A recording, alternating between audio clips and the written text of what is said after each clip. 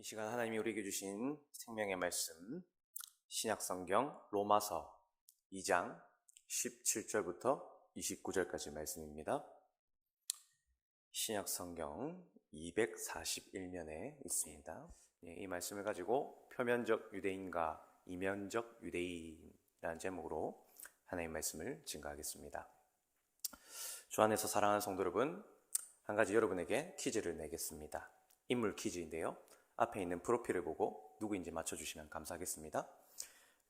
1930년 충남부여 출생이시고 또 1959년 조선일보 신총문예로 등단했습니다. 또 61년에는 명성여고 국어교사이고 63년에 시집 아사녀를 출간하고 또 64년엔 건국대 대학원 국문과를 졸업하고 66년엔 그 입술에 파인 그늘 국립극장 상연에서 나오기도 하고 67년엔 장편 서사시 금강을 발표했고 68년 오페라타 석가탑 드라마 센터에서 상연이 하고 69년에는 가남으로 별세한 이 시인은 누구일까요?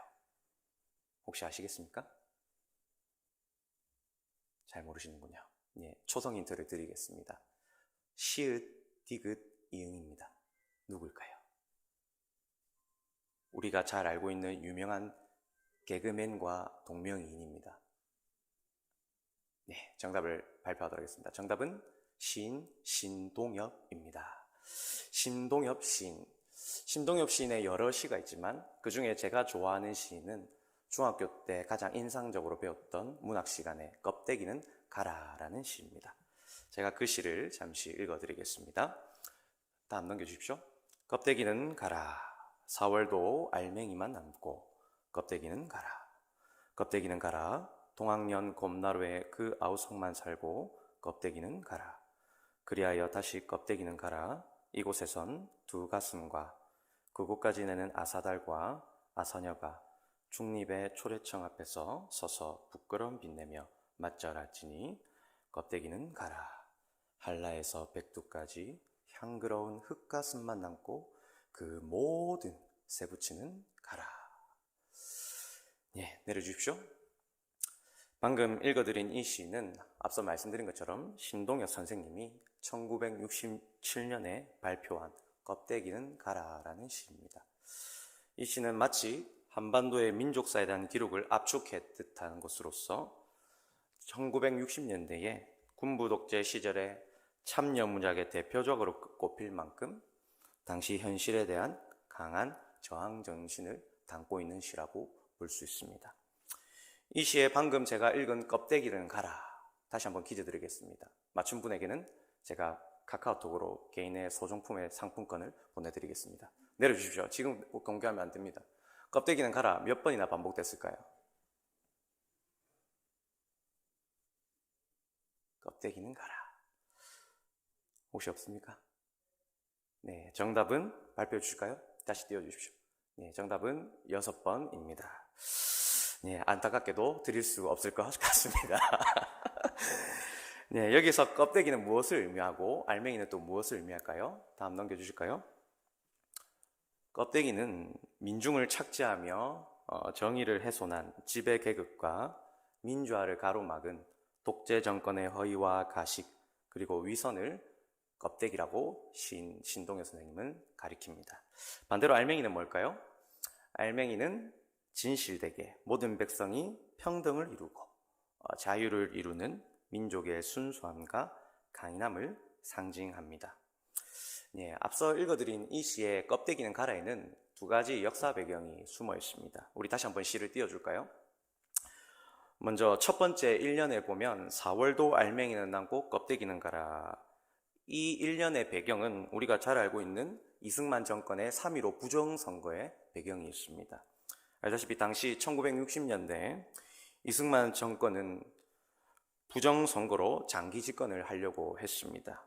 이에 시민들은 분노하며 시민운동을 일으켰는데 그것이 우리가 한국 근현대사에 잘 배웠던 4.19 혁명입니다. 그 다음으로 두 번째 껍데기는 어떤 배경을 담고 있느냐. 이것은 이제 1894년대 고종황의 제2시절에 있었던 자유를 향한 동아농민운동에 대한 조선 정부의 탄압을 배경으로 두고 있습니다. 그 당시 조선은요, 명성황후와 흥성대원군의 갈등이 있었습니다. 그러다 보니 불가피하게 세력 다툼이 나타났죠. 이를 비롯해서 열강들이 조선을 간섭합니다. 그리고 그 간섭으로 인해서 백성들의 삶이 많이 피폐하게 된 것이죠. 자, 이런 상황에서 동학운동이 일어납니다. 알다시피 우리가 근현대사에 배웠듯이 동학운동의 창시자인 최재우는 동학을 통하여서 그 조선의 자유와 평등을 갈망하고 주장했습니다. 그리고 이것이 어떻게 일어났냐? 어느 날 전라군수의 불법 착지와 동학교대에 대한 탄압이 도화선이 되어서 1894년 우리가 잘 알고 있는 녹두장군 정봉준이 전라도 충전도와 일대 동학을 지지하고 농민을 일으켰는데 바로 이것이 동학농민운동으로 확산했습니다. 자, 이제 내려주셔야 됩니다. 이처럼 1년과 2년의 배경에서 4.19 혁명과 동학농민운동을 통해 알 수 있듯이 당시 기득권층이라고 불리는 수많은 껍데기 정부들은요, 자신들의 야망을 채운 데 급급해서 폭언과 폭력과 억압으로 사회적 약자에게 불이익을 주며 특권을 누렸습니다.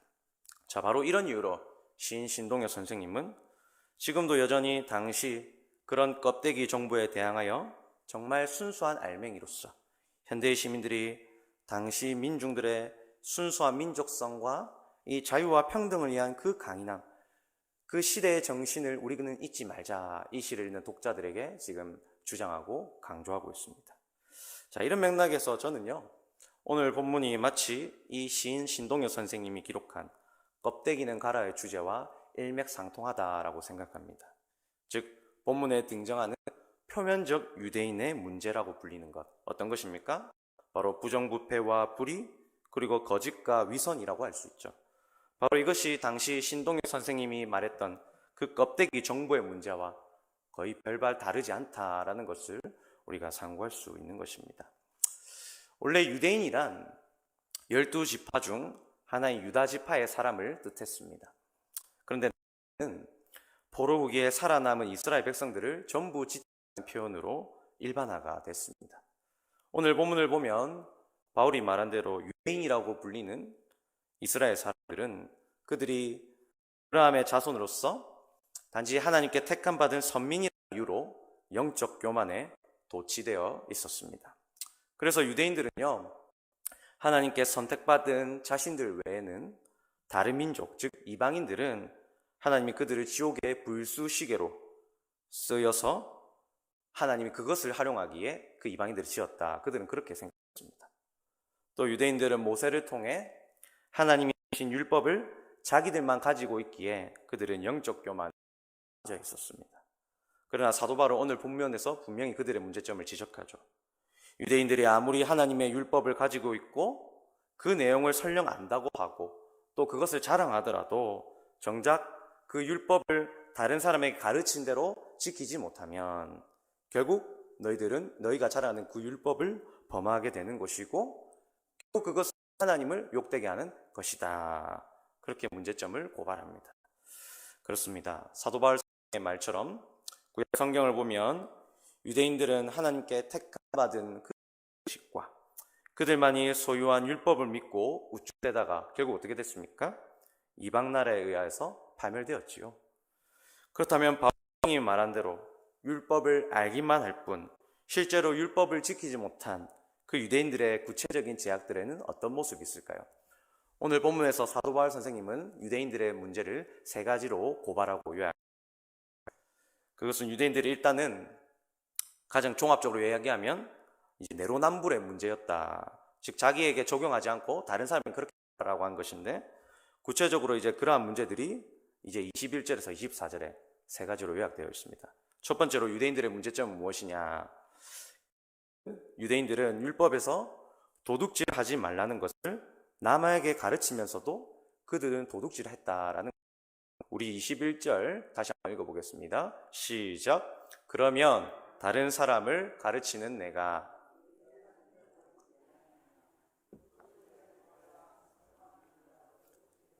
아멘. 네, 내려주십시오. 구약의 선지서를 보면 이 고위관료직을 맡은 유대인들이 나라가 부국을 이룰 때에 백성들을 편안하게 살도록 정치하는 것이 아니라 오히려 백성들을 소유를 착취해서 백성들을 못살게 괴롭혔습니다. 그래서 선지서들을 보면 항상 그 유대인들의 그들을 하나님, 그 유대인 관료들에게 너희가 하나님의 공라고 그들의 문제를 지적합니다. 대표적으로 미가 선지자가 이 말씀을 잘 말해주고 있습니다. 계속해서 신약 시대에 와서도 이 유대인들은 구약의 선배들과 별반 다르지 않았습니다. 고위 관료직을 맡은 유대인들, 즉 종교 지도자인 대제사장과 사두개인들이 도둑질을 해왔다는 것이죠. 구체적으로 그들은요, 유월절마다 유대인 백성들이 하나님께 바치는 그 제사의 예물을 가지고 장난질했습니다. 즉 종교 지도자들은 백성들이 하나님께 제사 드리기에 가져온 짐승들이 일부러 흠이 있다고 그렇게 말을 합니다. 그러고는 그들이 가지고 있는 그 짐승을 흠이 없는 것이니까 이것을 너희가 사야지 하나님이 기쁘게 받으신다. 그리고는 비싼 가격에 팔아서 그들이 소위 이득을 남깁니다. 이처럼 그들은 하나님의 것을 도둑질했습니다. 도둑질하지 말라고는 도둑질을 정작 자기는 하고 만 것이죠. 두 번째로 사도 바울 선생님이 유대인들의 문제점을 고발한 것은 바로 그들이 율법에서 간음하지 말라라는 것을 남에게 정작 그들이 간음하라는 것입니다. 오늘 20절 상반절 말씀인데 우리 다시 한번 읽어보겠습니다. 시작. 간음하지 말라 말하는 네가. 아멘. 예수님 당시 유대인들은요, 내려주십시오. 부인이 마음에 안 들면, 쉽게 말해 새로운 여자가 생기면 부인이 밥을 태웠다는 이유만으로 서슴없이 이혼 서류에 도장을 찍었습니다. 하지만 이 모든 것은 다 하나님의 창조 질서를 어기고 성적으로 죄를 범하는 일들이었습니다. 그래서 예수님 그들에게 누구든지 음욕을 품고 여자를 보는 자마다 이미 간음한 것과 다름없다. 그런 말도 안 되는 이유로 네 아내를 버리지 말라. 스매시 맞는다 너. 그렇게 경고했습니다. 또 하나님이 정해주신 제약을 만들어 쉽게 나눌 수 없다. 그들의 제약을 정확하게 아주 고발하고 지적한 바가 있습니다. 이처럼 유대인들은 쉽게 그들의 가정을 파괴하는 문제들을 남발했습니다. 마지막 사도 바울 선생님이 지적한 문제는 무엇일까요? 유대인들은 바로 율법에서 우상을 섬기지 말라는 것을 가르치면서도 정작 그들은 물건을 도둑질하고 우상을 섬기는 그런 문제들이 있습니다. 22절 하반절 말씀인데 우리 다 같이 한번 읽어보겠습니다. 시작. 우상을 가증히 여기는 네가 신전 물건을 도둑질하느냐. 아멘. 이 말씀은 유대인들이 세상을 사랑하며 영혼을 바치는 우상적인 것에 탐욕의 군침을 흘렸다라는 것을 뜻합니다. 그들이 하나님이 아닌 세상의 것들을 도와서 결국 우상의 물건을 탐했다는 것으로 비유하는 것이죠. 쉽게 말해 돈이 되면 무슨 짓이든지 물불 가리지 않고 다 했다는 것이 이 유대인들의 문제다라고 사도 바울이 고발하고 있습니다. 이처럼 유대인들은요, 율법의 내용을 알고 또 남을 가르치면서도 정작 그들은 그 율법대로 살지 않았습니다. 정리하면 유대인들은 다른 사람에게는 율법대로 이래라 저래라 가르치면서 그들은 소위 지키지 못하는 그 위선과 이율배반적인 모습을 보여줍니다. 한마디로 내가 하면 로맨스, 네가 하면 불륜이야. 그런 전형적인 내로남불의 모습이 바로 유대인의 모습이다라고 지금 사도 바울 선생님이 그 문제를 고발하고 있는 것입니다. 그러면서 그들의 문제는 나는 하나님의 종이니까 나는 괜찮아. 근데 너희들은 죄야. 그렇게 합리화시켰다는 것이죠. 이를 두고 바울은 오늘 본문에서 유대인들처럼 하나님의 율법, 즉 성경을 알면서도 하나님께 택함받고 다시 말해 확신을 가지고서도 하나님의 뜻대로 살지 않으면 아무리 표면적으로 겉으로는 성도라고 불릴지라도 그것은 껍데기 성도에 불과하다. 다시 말해 명목상의 그리스도인에 불과하다라고 바울 선생님은 지적하는 것입니다. 앞서 신동엽 선생님이 말했던 그 껍데기, 빈 껍데기, 그것과 별반 다르지 않다라는 것이죠.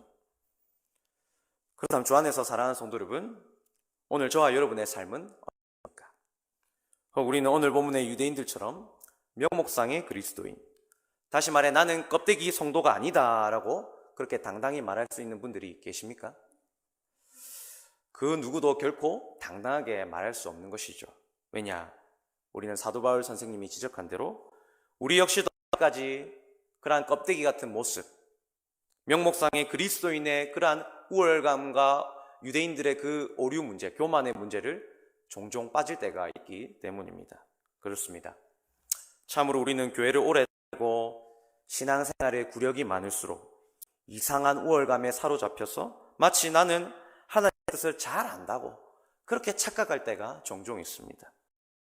좀 더 구체적으로 말하면 나는 성경을 많이 읽고 설교를 많이 들었기 때문에 성경의 지식이 많아졌으니 나는 하나님의 뜻을 잘 안다.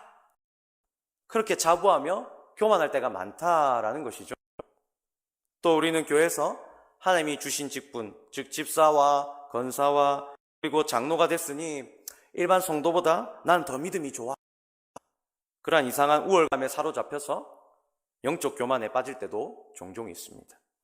그러나 성도 여러분, 사도 바울 선생님의 지적대로 우리가 아무리 성경을 많이 읽고 또 설교를 많이 들어서 하나님의 뜻을 안다고 할지라도 또 하나님의 직분을 기이 받았다 할지라도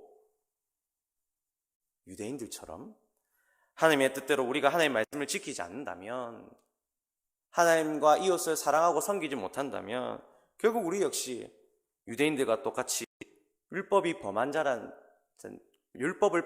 사람이란 것을 우리는 기억해야 합니다. 그렇다면 우리는 어떻게 됩니까? 그 유대인들처럼 똑같이 하나님을 욕되게 하는 자들이라고 볼 수가 있습니다. 주 안에서 사랑하는 성도 여러분, 자녀는 부모의 얼굴이다라처럼 우리는 하나님의 형상으로서 하나님을 따르는 존재입니다.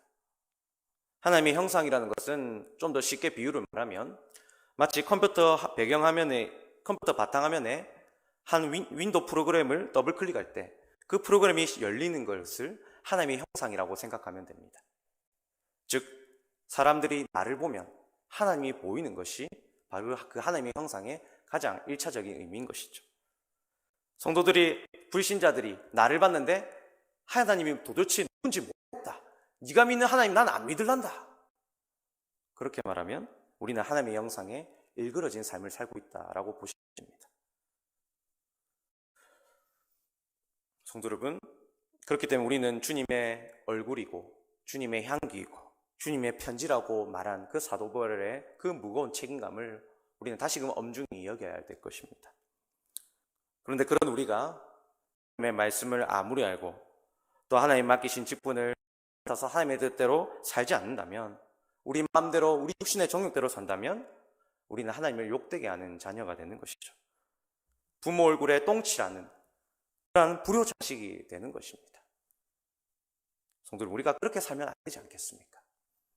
그렇다면 성도 여러분, 우리가 어떻게 하나님을 존귀 여기며 살 수 있겠습니까? 다시 말해 껍데기로서의 세상의 그리스도인이 아니라 어떻게 그 알맹이로서의 참된 신자로서, 나이롱 신자가 아니라 참된 진또배기 신자, 가라지 신자가 아니라 참된 알곡 성도의 삶으로 우리가 하나님께 드러낼 수 있을까요? 오늘 본문의 사도 바울의 표현에 따르면 그것은 늘 성령의 역사로 마음을 새롭게 변화받는 것입니다. 바로 오늘 본문 29절이 말하죠. 우리 말씀을 다 같이 읽어보겠습니다. 시작. 오직 이면적 유대인이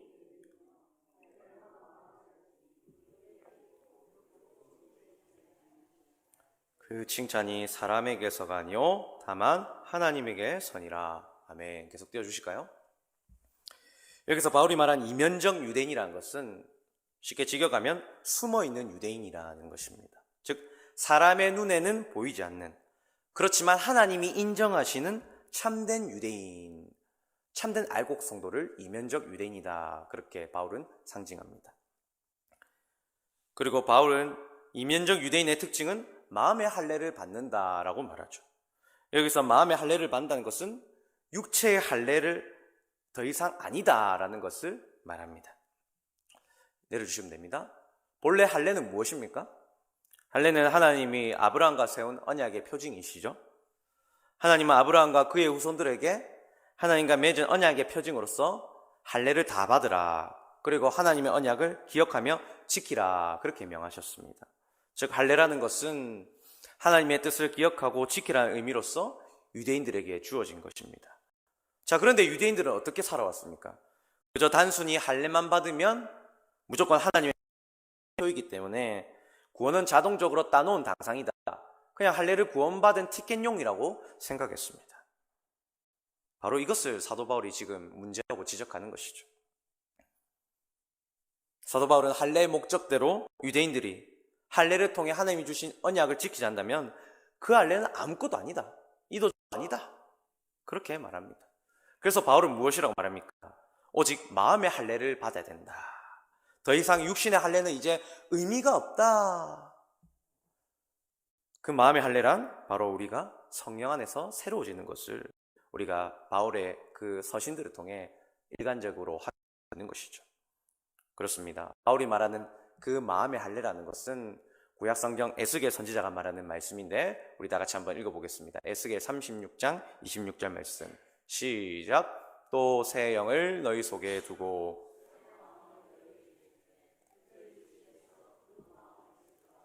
부드러운 마음을 줄 것이며. 아멘. 내려주십시오. 성도 여러분, 이처럼 바울은 성령의 역사로 말미암아 제약으로 돌같이 굳은 우리의 마음 살결처럼 부드러운 새 마음이 될 때 비로소 참된 그리스도인이다. 다시 말해 껍데기가 아닌 알맹이였어의 그리스도인이다. 그렇게 말합니다. 주 안에서 사랑하는 성도 여러분, 오늘 저와 여러분은 날마다 성령의 역사로 간구하며 늘 새 마음을 주시기를 성령께 간구하고 계십니까? 그렇게 하나님의 뜻을 지키고자 갈망하고 계십니까? 아니면 그저 오늘도 우리는 늘 육신의 욕망만, 즉 물질과 명예, 그런 권력들만 여전히 이방인들처럼 강구하고 있지 않습니까? 성도 여러분, 우리는 한 가지 이 진리의 사실을 기억해야 합니다. 그것은 우리가 아무리 물질과 명예 그리고 권력을 가진다 하더라도 실질적으로 성령의 역사로 바르게 사용하지 못하면, 다시 말해 유대인들처럼 하나님의 뜻대로 사용하지 않고 악용하면 그것은 오히려 죄를 일으키는 도구에 불과합니다. 성경을 보면 이 사실은 명백하게 드러납니다. 하나님이 주신 물질과 명예, 하나님 뜻대로 사용하지 못한 악인들이 얼마나 그 결말이 비참합니까? 아간을 생각해 보십시오. 사울왕을 생각해 보십시오. 아나니아와 사피라를 생각해 보십시오. 그들이 가진 물질과 명예가 과연 그들을 행복하게 만들었습니까? 아니면 그들을 더욱더 비참하게 이르게 했습니까? 더 이상 말하지 않겠습니다. 우리는 굳은 마음을 제거해달라고 하나님께 간구해야 합니다. 그저 단 한 번만 기도하는 것이 아니라 날마다 전인적으로 성령께서 새 마음을 달라고, 나는 정말 명목상의 그리스도인이 되지 않고 껍데기 그리스도인이 아니라 하나님, 나는 정말 그 이면적인 그리스도인, 알맹이 그리스도인이 되게 하여 주옵소서. 바로와 같은 그런 완고한 마음을 계속 가져서 하나님께 깨어지는 그런 비참한 결과를 맛보서야 드디어 내가 하나님께 돌아가겠습니다. 그런 뒤늦은 후회를 하지 않고 이제는 정말 하나님이 주신 타이밍에 맞게 굳은 마음을 제거해달라고, 더 이상 내 고집대로 내 아집대로 끝까지 가다가 망하는 그 하인맞은 그 심정의 그 양심의 그 죄인의 결말로 가는 것이 아니라, 이제는 정말 하나님께서 사람을 통해 말씀하실 때에, 환경을 통해 하나님이 움직이실 때에 내가 영적으로 깨닫고, 하나님 정말 내가 알맹이 그리스도인이 되기를 내가 소망합니다. 하나님 내 마음을 꼬라 넘어뜨려 주세요. 하나님 정말 변화시켜 주세요. 내 마음을 송두리째 변화시켜 주세요. 그렇게 우리가 기도해야 될 줄 믿습니다. 믿으십니까? 오늘도 그 성령님의 역사를 우리가 간절히 간구를 소망합니다. 그래서 저와 여러분이 오늘도 이 바울 선생님이 말하는 그 표면적 유대인이 아니라 우리는 이면적인 유대인, 참된 알맹이 그리스도인이 되시기를 주님으로 간절히 부탁하며 축복합니다.